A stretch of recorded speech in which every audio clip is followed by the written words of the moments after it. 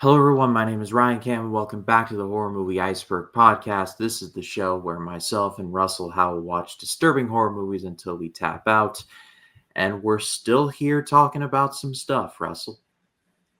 Yeah, something completely different, something I've never seen before. So looking forward to talking about that. And it's just something like completely different, a whole different vibe. So yeah, should be exciting. Yeah, and this time around we're taking a look at a found footage movie that is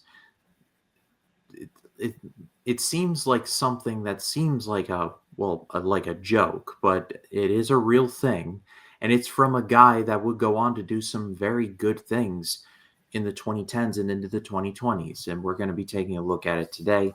If you like the video, like and subscribe. If you listen on Spotify, 5 stars greatly appreciated there. But let's get into talking about Trollhunter. This was directed by Andre Overdahl. I hope I pronounced his name right. He would go on to direct movies such as The Autopsy of Jane Doe, which is a freaky movie. If you all have not seen it, please check it out.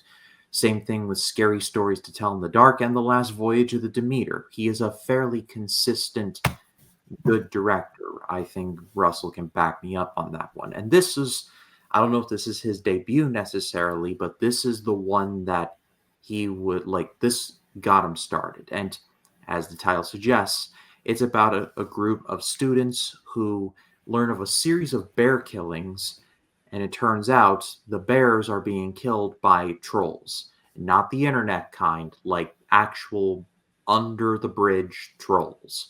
And they're not small either. Like, these things are like enormous, like the size of the trees from Lord of the Rings. I can't remember his name now. The end, Treebeard. Treebeard. The ants. They're that size, and the movie captures that hunt for the world to see. And I'll never forget when I saw this for the first time, Russell. I went to it totally blind. I saw the poster and I thought to myself, are they how big can these trolls be? Oh, I was not prepared. And yeah, not going to go so far as to say it's like my favorite found footage movie ever, but I think for Overdahl, this was like a great start. Oh yeah, for sure. Just like even just the shootings of the shooting of the trolls, like it could have been so cheesy. And I think it reminds me of, it almost has like that flair like Godzilla, where you don't see the monster right away, you don't see the troll right away, but you know it's there. And I think it looks good enough. Like, it doesn't look bad, where this could have been really cheesy. You know, the whole premise, like you said, it's kind of like one of those things where sounds like almost like a joke. But I think he shoots it, it's believable enough. Yeah, for a premise such as this, there's almost a kind of, I don't want to say realism, but realism here, where if it had to have happened in real life, I would imagine it would go something like this, even to the point where, jumping to the end, there's a part where the Finnish government pretty much denies that it happened, even though it did in fact happen. So I did appreciate the cover-up aspect of it all, I guess.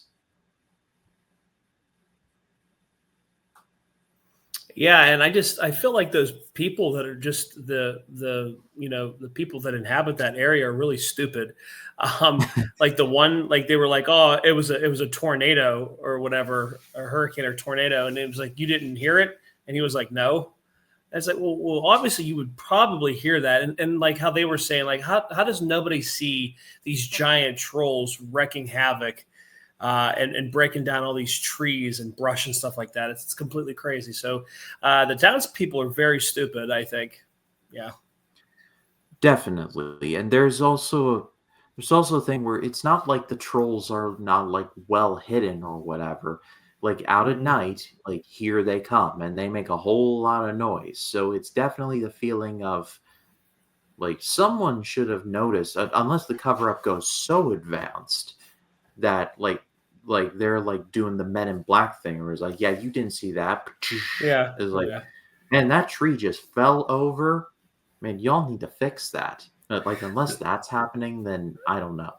The thing I wish we would have went into a little bit more and explained it, because you had that in there, was the whole fact of why believing in Christianity can they sense that. Do you know what I mean?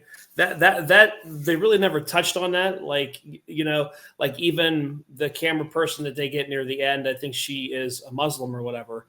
Yeah, And they were like, or they were like, oh, is that going to matter? And the guy's like, the hunter that they're following is like, well, I guess we'll find out, which is just kind of crazy, because it's like, well, why does it matter what the person's religious beliefs are? Do you know what I mean? I don't know if it's like, supposed to like not prod or make fun of religion, or you know what I mean? I just don't understand why they even threw that in there when it really had nothing to do with the film. You know what I mean? I mean, unless they wanted to tie it to the troll lore, which I don't Yeah. think they really did. So Uh-uh. it was a very weird choice. I'll agree with you on that. I do like the fact that they go into explaining the different kinds of trolls, where they're found at. I did like that kind of lore. I think it gave a little bit more, like, it gave a little bit more to the environment and to the world of the trolls. You know what I mean? Like, there Yeah. was different trolls from different areas, and then not all of them have three heads, as you encounter the first troll. And like, all these trolls are unique in their own way. You know what I mean? So I did like that. I liked how they did actually try to like tell a little bit of story on that.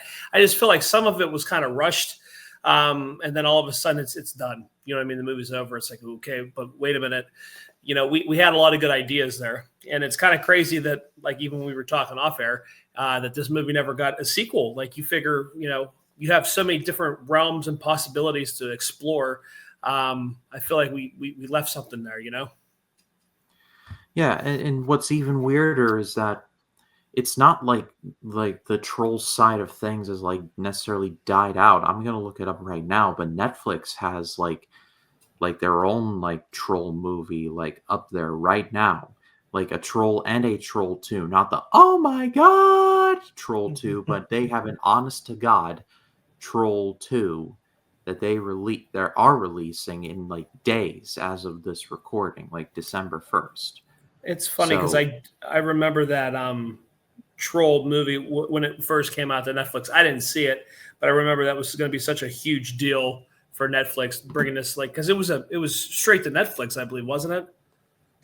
yes, Yeah, and I just remember the hype around that, and like I said, I never watched it, but yeah, I guess like Overdahl got so busy with other things that he just never got back around to it. Because I feel like there is a lot of meat on the bones, like especially with the cover up aspect, you could yeah. explore something like that. I feel like. Yeah, because I mean, you're going into like an almost like an Area 51 type thing too. Like, if you even think of it, like with covering things up, and like the X Files. This almost reminds me of like it could be like a lost X Files episode. You know what I mean? The truth is out there somewhere. The truth is out there. Yeah, you have all that meat on the bone, and I just feel like 15 years later, here we are, and it's nothing has happened. I mean, obviously he's had his success, obviously with wider release films, as you mentioned. But I just think there was an idea here to, the whole premise of it, like I said, was intriguing enough. I enjoyed it. It was intriguing enough. It was set up like a found footage, but like this was actually happening. Like these trolls were really inhabiting this area, and they were under, the people were under attack, and I did enjoy it. I did like that. I agree. I think as far as like final thoughts, I feel like with this one, I feel like you said, if they did a sequel, there's a lot of meat on the bones, but what we do get, I think, is good enough. I'm going to give this a good rating because Overdahl does get better after this. Like I said, Autopsy of Jane Doe is legit very freaky. I do highly recommend that one. And for Scary Stories to Tell in the Dark, a movie meant for like That was really kids good. to kids to older kids, the Scarecrow stuff, wow.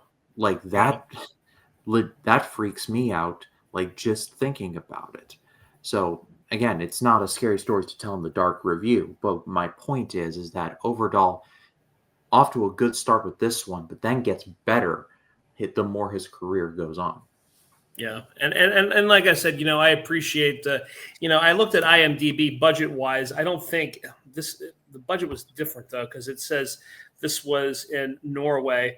It says 19.9 million. I don't know what that would transfer over to United States money. It says What? 19. It says 19,900,000 It's about NOK. 3.5 million in our money. Okay. Okay, so really, I mean, so this is really a small budget film, and I think he did wonders with it. Like we said earlier, with the trolls, like you could have made this movie. That was probably the toughest undertaking, was trying to film these trolls and make it look real, which it did. You know what I mean? And on a small budget like that, 3.5 million to make it look like almost, I'm not gonna say a blockbuster like your Independence Day or your other, summer flicks or whatever, but I think it was a pretty damn good job for $3.5 million to Hmm. to make a go of it. You know what I mean? I mean, Yeah, if we're being off the since it's a newer release, we look at Chris Stuckman's Shelby Oaks. I think he raised what, over $1.5 million, I think. So this was only literally double that, and this is what he was able to put out. I think that's I think that says something. So yeah. I agree. And I think the thing that is equally as impressive is that Overdahl did a lot with a little, like you mentioned, because I feel Yeah. like with a premise like this, you either go really minimal or maximum with it, and there's like no in between. You either like keep them in the shadows, like something like a Blair Witch, or you go this route and just make them like stories tall. And I feel Yeah. like going that route was what worked. I feel like if they went minimal with it, I don't know how I would have felt.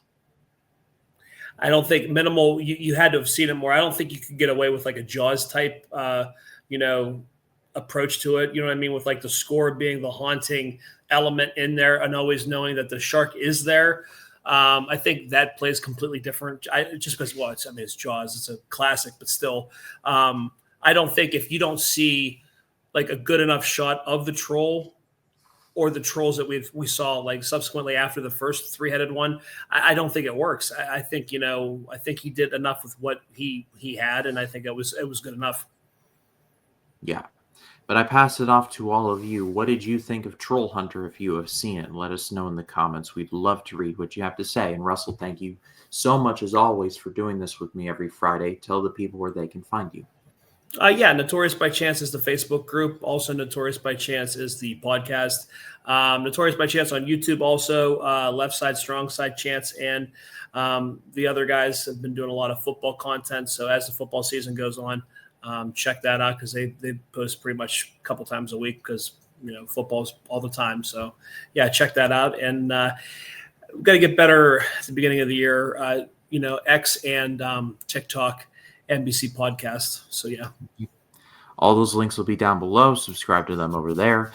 As far as this channel goes, next Friday we'll be going back to the 60s one more time, and then for the rest of the year, in the month of December, the horror movie Iceberg will rear its ugly head again, and Russell and I are going to be reviewing some Christmas horror movies, away from the Iceberg, but some Christmas horror movies that I have not necessarily talked about here on the channel before, and I thought would be fun to do, with one exception. But with when you talk about Christmas horror and this one, you kind of have to. It's a prerequisite.